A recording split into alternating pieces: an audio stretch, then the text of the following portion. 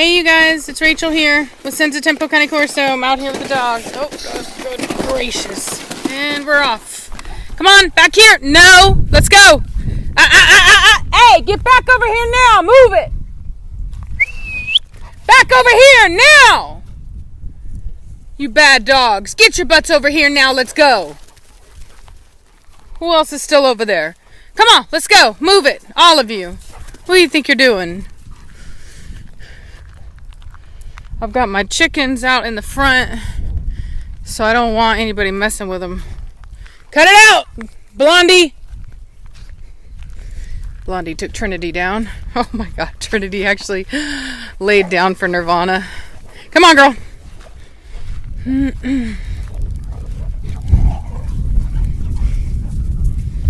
Oh, there's Belladonna flying. She flies. Hey, get out of my trash pile. I gotta burn that. We've had rain. Not quite enough though. Look at them. Crazy dogs. Good girl, Trinity. Good girl. Come on over here. Don't be scared. Come on. Don't be weak. They'll pick on the weak. Cashmere, cut it out. Oh, she's like, cut it out. It's getting some shade, man. Valak is so funny. Who's back there rolling? Velocity Velocity ain't even out here. Blondie, get out of that. Come on, let's go. Sorry, hold on. I gotta move the mic. It's like pointed towards me. Oh, look it. There's Blondie running with her daughter.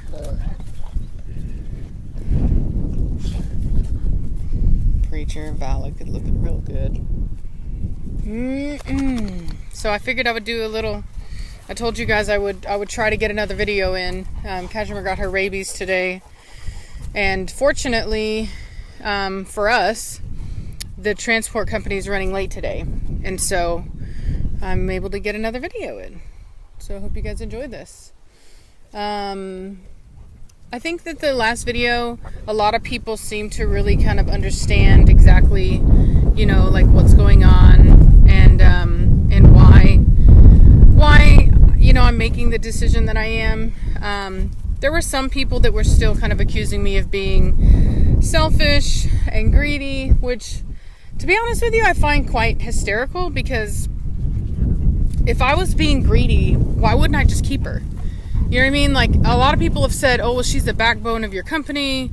She's your success. She makes you all this money, But then they call me greedy whenever I rehome her to a place where she can be the only dog and get all this attention. And it's like, if I was being greedy, wouldn't I just keep her? You know what I mean? Like, literally, why would I get rid of a dog that makes me money, whether it be breeding or even just videos? Why would I do it? Cashmere! See what I tell you, dude? She keeps messing with Cashmere, get off now. Move it. Cashmere, what did I say? You get your butt over here now and you leave her alone. You get down now. All the way. So anyway, Belladonna, leave her alone. I don't know why Belladonna is messing with Nirvana, but she is. Oh, don't jump over me. Look at pretty Vitani. Vitani! Pretty girl. Oh, you get bit? Looks like Cashmere got her. She got a little mark right under her eye. Cashmere's very no nonsense, dude. She'll dish it out, man. Give him a little mark, a little bitty spot.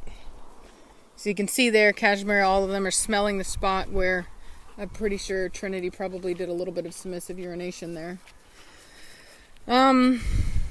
So anyway, but yeah, so it just these people are obviously not thinking logically, because like I said, if my goal was to make money, I wouldn't get rid of Cashmere. I would keep her, because I'm not, I would love, like, how she is. She's, look at her, you know what I mean? She's action packed. You know what I'm saying? Like, there's always a video I could title, ooh, Cashmere disciplines Preacher, Cashmere disciplines Trinity. Everybody loves that kind of stuff, right?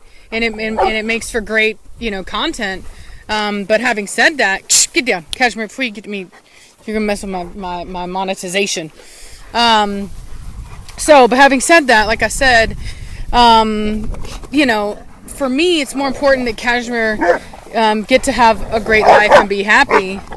And that's what's most important. Hey, you guys cut it out now. Stop it. Valak, cut it out. Quit messing with Nirvana. I don't know why y'all are beating her up like that. So anyway, as you can see, as many dogs as I have, the truth of the matter is, with me getting more dogs, and this is the thing. So because I was thinking about it, right? So whenever I took her to the vet, all the other dogs were put up, right? They're in kennels. You know what I'm saying? Anytime I leave my house and I can't take a dog with me, they're in kennels. And so, so there's a lot of time when my dogs are in kennels. Granted, when I'm home, they're not. But like when I'm not home, they're in kennels and stuff. And she's going to a retired couple where she will not be kenneled. You know what I mean? She will get to be living the life of a spoiled dog that isn't going to be kenneled and stuff like that. Cashmere, cut it out. Let's go. You guys get out of there. I mowed all this stuff for you guys, and all you guys want to do is hang out in the nasty high grass. Cashmere, leave her alone now. Move it. Now. Get out of it. I'm telling you, she is on a roll right now. Cashmere is she's like, let me be very clear, you will not forget me. And she don't even know what's going on. But anyway, having said that, like I said, I just think it's interesting. I'm doing what I believe is in her best interest, not my best interest. If it was my best interest, then I would be thinking about my money. I would be a lot easier not to get rid of Cashmere. Nobody would be upset about it. Nobody would be calling me a greedy, money-hungry woman who gets rid of a dog anytime I don't use them or can't make any money off them anymore or whatever, right? Like, it would be very easy just to keep her. And it'd be very easy to make more money off of her dramatic, dominance displays and stuff like that. Like, keeping her makes me more money than getting rid of her does. You know what I'm saying? But for whatever reason, people don't actually like to think very hard. But nonetheless, it's not going to prevent me from doing what I feel is in my dog's best interest. I will always do what I believe is in my dog's best interest, regardless of how other people feel about it. And that's why Cashmere is going to go to this family as a retired doctor and his wife, who's a nurse, and they're amazing people. She's going to have an amazing life. And I feel very confident in that, and very happy that I'm even able to provide that for her. And other people can feel however they want to feel about it. It's not going to change what I'm going to do or how I feel about it. So, anyway, so that's kind of where we're at on that. Poor Trinity is hiding again. She's not appreciative of the schooling that she's getting from Cashmere right now. And I do believe that it would subside eventually, obviously, but I think it will be a little bit easier once Cashmere does go home today. It will be a little bit easier for her to kind of adjust. Also, on another note, I'm really excited. I have an appointment next Wednesday to take Mad Mardigan, Nirvana, and Belladonna in for their pen hip scores. Now, I've already done an x-ray of Belladonna's hips. I did it when she was about 6 months old. I learned from my mistake with another dog I had, where I basically waited a long time and then ended up that dog didn't have hips that were worth breeding. So I've learned since then that it's better to get not to certify the hips yet, but get a look at the hips when they're around 6 months of age. And just kind of make sure that they have good hips, because you can see a lot just through an x-ray. Just to make sure that there is good coverage, things like that. And then once you've verified that, then you wait until you can get the pen hip done. Now, pen hip is different than OFA. OFA will not certify a dog's hips until the dog is 2 years of age. They'll do preliminaries earlier. Pen hip will actually certify at a much younger age, because laxity does not change. Pen hip is a much better way of testing hips, much more reliable. OFA I don't like. I really, really don't like OFA. I only do it because it's only $30 more at my vet whenever I do my pen hip. But I don't certify through OFA because I don't wait until they're 2 years of age, because that's a waste of money to feed and take care of a dog and possibly show that dog and even possibly breed that dog. You do all this stuff and then you find out, with 2 years that, the dog is not going to be any use to your program. So it's not a good idea. OFA used to be done a lot earlier, but then they basically their scoring is so unreliable that they had to push it back because a lot of the dogs that they were certifying having good hips ended up getting hip dysplasia later. So now they changed it to 2 years of age, but it used to be much younger. And like I said, pen hip, you can do it young. It doesn't change. We know it doesn't change. And it's very reliable. It's the only thing that if I'm mistaken, the only thing that has been proven that if you consecutively breed the best hips out of your program, I want to say, don't quote me on this, it's like 70 percentile and above. I could be wrong on that, but it's the only thing that at this point has been proven to actually produce better hips over time, right? So like I think they did it with beagles. There was a beagle breeder, and they, when a lot of the people that breed beagles for working, they have a bunch of them. And so they did this thing where they only bred, high score dogs, and they were able to fix the hips in their program to where they were able to reliably produce really good hips in their dogs. So I like pen hip. There's lots of science on it, lots of studies on it. It's to me, it is the better, it's the better method. It's more expensive and it is harder to find, and that's why a lot of breeders still go with OFA because, because I think that they think that like it's still reliable. I personally don't use it. But other than, like I said, just we do it, but we don't really put much stock into it. We just do it because it's $30 more. Why not? And also, you can get the elbows done through OFA. So it's good to just at least take a look. But pen hip is where it's at. So I'm going to be getting all them done, and then in I think 2 months, I'm going to take Trinity, Valak, and Vitani in. So I'll take all 3 of them in. So anyway, but I'm really excited about it. I love doing that stuff. I like knowing what's going on in my program. We've been able to produce pretty dang good hips so far. So, even I know that Blondie, when I was first learning about hips, whenever I did Blondies, in fact, they were only I had only ever had Preacher done at that time.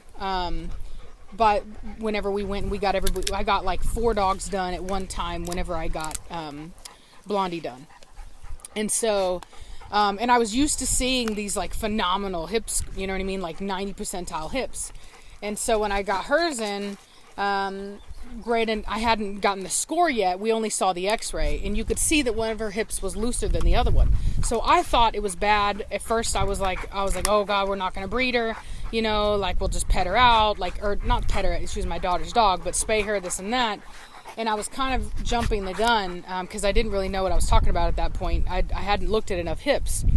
And spoke to some other breeders about it, showed the x-rays, and then when we finally did get her scores in, we found that she did not have hip dysplasia. She does have one hip that's looser than the other one, but having a loose hip on its own is not dysplasia.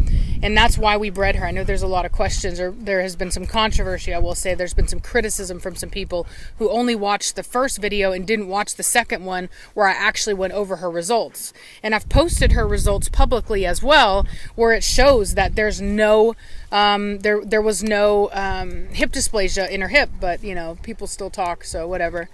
But nonetheless, it is what it is, and so obviously we want to breed for really tight, awesome hips like the majority of our dogs. But the point is to avoid breeding dysplastic dogs, and so we have been able to do that. We have not bred any dysplastic dogs.